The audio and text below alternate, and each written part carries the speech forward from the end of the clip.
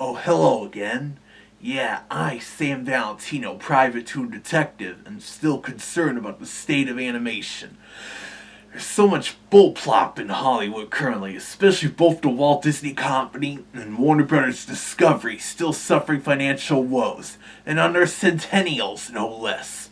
First off, no thanks to that COVID-19 pandemic gumming things up, it led to Pixar's reputation as a movie brand being tarnished after Onward bombed at the box office at the start of the pandemic, combined with the unusual subpar marketing.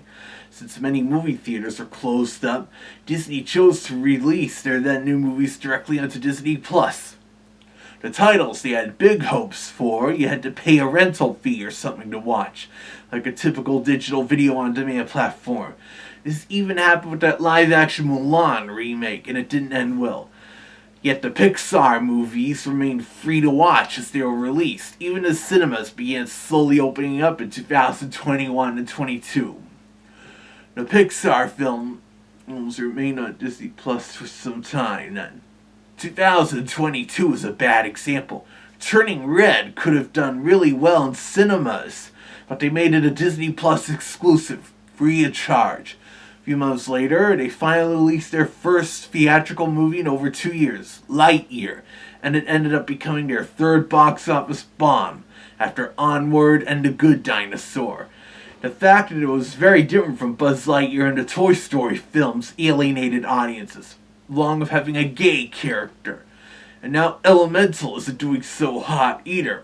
While it's so far made the most money for a post-pandemic Disney-released animated feature, it only barely made back its budget, and those chumps at Disney did a subpar job marketing it. Normally I would be laughing and making fun of Pixar for its recent failures after having a part to play in dethroning us Looney Tunes back in the 2000s. But this time, I sympathize with them. They and Disney are going through the same hardships Warner Brothers Discovery is right now, losing millions of dollars and having a corrupt leadership. Bob Iger is now sounding a lot like that fiend David Zaslav. Yes, chum, I understand how you feel. Walt Disney Animation Studios also had a huge flop last year as well, with Strange World. It was their biggest box office bomb since Treasure Planet and The Black Cauldron, and since it was all CGI animated, this time they can't use hand-drawn animation as a scapegoat the way they did in the past, as it's all a matter of the film's storytelling. It's not the early to mid-2000s anymore, when CGI theatrical animation was really taking off. Despite being Disney, they didn't promote it that much, and that too received backlash for having a gay character, as unfortunately people are still sensitive about LGBT stuff. And Daffy also has a point, comparing Bob Iger to David Zaslav.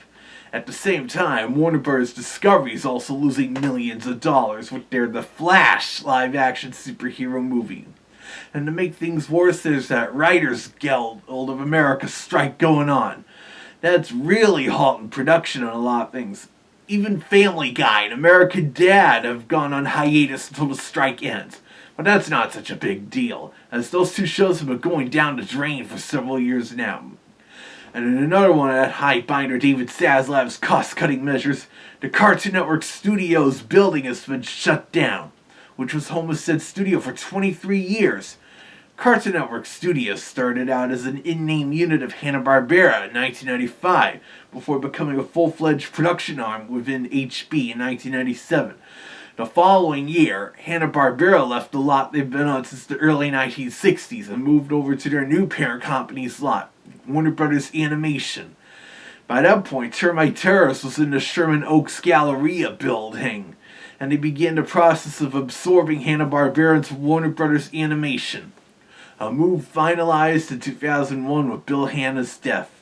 Cartoon Network Studios operated on the Warner lot for a year or two before branching off from HB and WB Animation into their own building in Burbank, where they operated until just recently. Now, in a move similar to what happened with Hanna-Barbera 25 years ago, Cartoon Network Studios will be in the same lot with Warner Brothers Animation, in a brand new building that was just finished construction. It was designed to look like stacks of animation paper, as they still use that method for some shows, even though a lot of production is now digital. To the point where termite terrorists may as well be terabyte terrorists. Zach Wolf taught me that one, being the computer techie he is. Warner's feature animation division will also be housed in that building, now called Warner Brothers Pictures Animation, after formerly being named Warner Animation Group. That just makes things a little confusing, since we now have Warner Brothers Pictures Animation and the longtime Warner Brothers Animation that's been around in some form for over 90 years. But that's gone through quite a few name changes itself, such as Leon Schlesinger Productions, Warner Brothers Cartoons, and Warner Brothers 7 Arts Animation. Speaking of the latter, you've heard the comparisons of Warner Brothers Discovery to that Warner Brothers 7 Arts merger in the late 1960s, of all the downfalls and the like.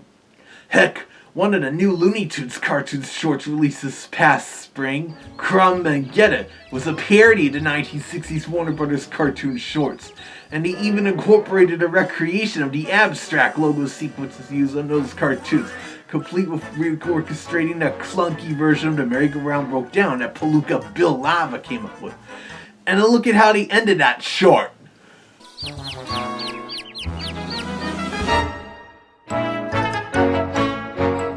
Yep, they actually used the Warner Brothers 7 Arts corporate logo in 2023. It's as if they knew the similarities of that merger with Warner Brothers Discovery. Of course, if they wanted to make it really obvious, the logos would have said a Warner Brothers Discovery cartoon. Additionally, for the trailer I saw for the Tiny Toons Looniversity reboot, they even brought back Merlin the Magic Mouse for a cameo. And there'll also be a younger XP, that Beatnik Tiger Cool Cat, except at least he won't be a Beatnik. Those are already out of style by the time Cool Cat debuted in 1967. But there does seem to be some hope for Disney and Warner. Everyone is hoping the former's upcoming Walt Disney Animation Studios feature coming out this fall, Wish, will be a success.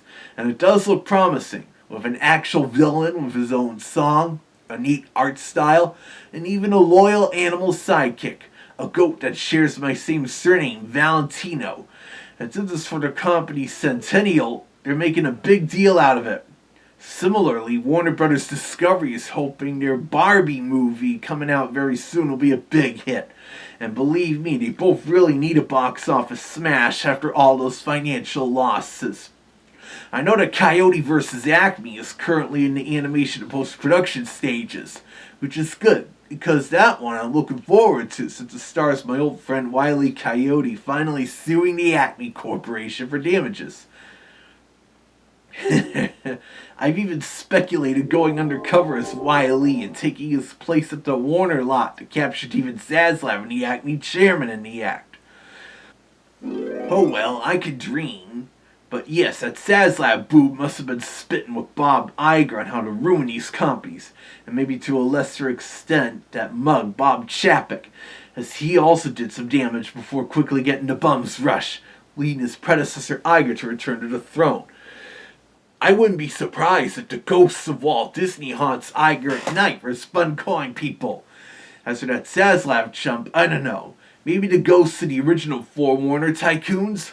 Or maybe some of the original Warner Brothers animation greats like Tex Avery, Bob Clampett, Chuck Jones, Friz Freleng, and such.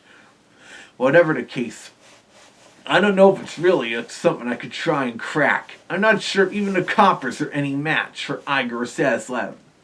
I still hope we don't enter another dark age of animation like the one from the 60s to the 80s.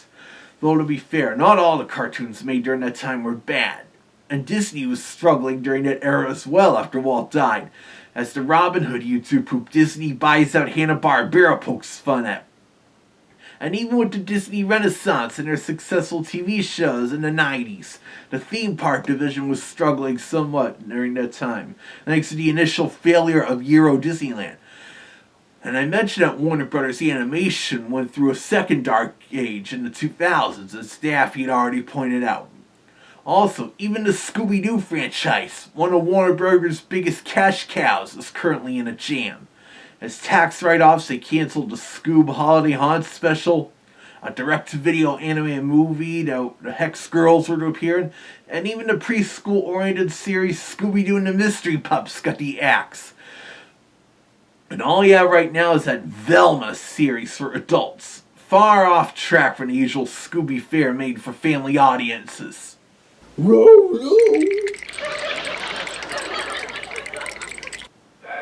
I'm afraid so, Scooby.